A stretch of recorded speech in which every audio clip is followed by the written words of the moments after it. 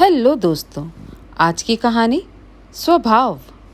आज बड़े दिनों बाद प्रियंका की बचपन की सहेली रागिनी उससे मिलने आई थी। यूं तो दोनों एक ही शहर में रहते थे, मगर कामकाजी होने के कारण व्यस्तता इतनी हो जाती थी कि मिलना कभी कभार ही हो पाता था। प्रियंका ने बड़े मन से रागिनी के पसंद का बेसन का हलवा बनाया था, ढेर सारे मेवे डालकर। अभी प्लेट उसके आगे रखी ही थी, तभी बाहर से उसका बेटा आरव पड़ोसी के बेटे वंशम के साथ खिलखिलाते हुए अंदर घुसा। दोनों की धमा चौकड़ी में वंशम का हाथ लगा और कोने में रखा फूलदान टूट गया। पिछले हफ्ते ही यह फूलदान खरीद कर लाई थी प्रियंका। बेहद पसंदीदा था उसका।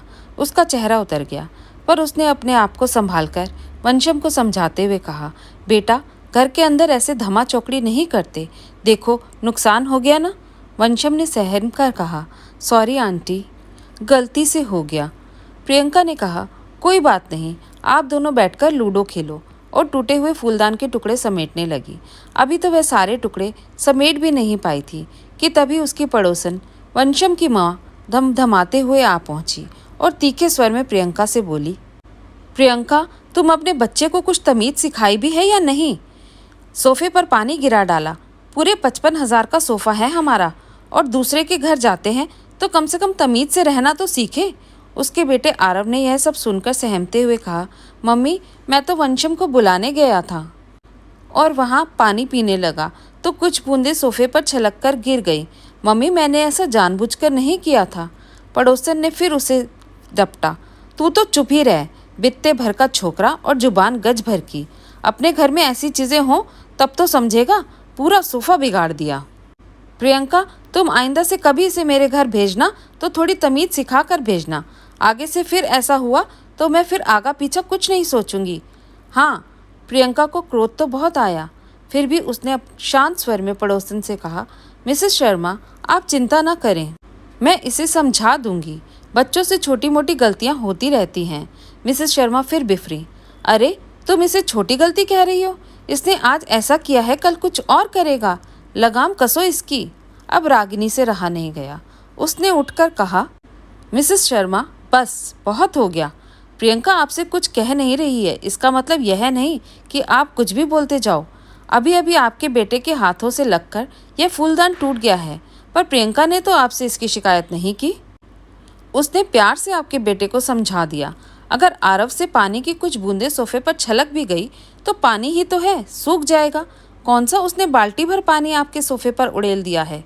जिस बात की अपेक्षा आप दूसरों से रखती है ना, कभी कभी खुद पर भी लागू कर लिया कीजिए। उसकी इस बात पर पड़ोसन भचक रह गई। प्रियंका ने पुनः शांत स्वर में उससे कहा, मिसेस शर्मा, चाहती तो मैं भी आपकी बात का जवाब आपके ही तरीके से दे सकती थी, मगर ऐसे हंगामा खड़ा करने से और कड़वाहट घोलने से कोई फ़ायदा नहीं है, और बच्चों से गलतियां हुई हैं तो हम उन्हें समझा देंगे। बस बात खत्म। चलिए, अब आप ही अपना मूड सही कीजिए, और मैंने हलवा बनाया है, थोड़ा आप भी ले जाइए और चक्कर बताइएगा कैसा बना है। और थोड़ा हलवा एक डब्बे में पैक करके मिसेस शर्मा के हाथों में थमा दिया। उसके इस अप्रत्याशित सौम्य व्यवहार पर मिसेस शर्मा की बोलती बंद हो गई और वो थोड़ा सकपका गई। फिर थैंक यू बोलकर हलवे का डब्बा पकड़ा और वंशम का हाथ पकड़कर अपने घर चली गई। उसके जाते ही रागिनी फूट पड़ी प्रियंका पर। यह क्या है प्रियंका? वह तुमसे अनाप शनाप बके जा रही थी और तुमने इतनी शांति से जवाब दिए जा रही थी, और तो और हलवे का डब्बा भी पकड़ा दिया। हद हो गई। प्रियंका मुस्कुरा पड़ी। शांत हो जा माते, शांत हो जा। अरे मैंने उनसे अपनी बात तो कह ही दी ना, पर उनकी तरह चीखना चिल्लाना मेरा स्वभाव नहीं है, और तुमने देखा ना कैसे उनकी बोलती बंद हो गई। और एक बात और याद रख, उन्होंने जो व्यवहार किया उसमें उनके संस्कारों की झलक थी, और मैंने जो व्यवहार किया उसमें मेरे अपने अपने संस्कारों की बात है। चल अब जल्दी जल्दी हलवा खा, ठंडा हो रहा है। उसकी इस बात पर रागिनी भी मुस्कुरा पड़ी और उसने एक चम्मच हलवा उठाकर अपने मुंह में डाल लिया। हलवे का स्वाद उसके मुंह में बिल्कुल घुल गया।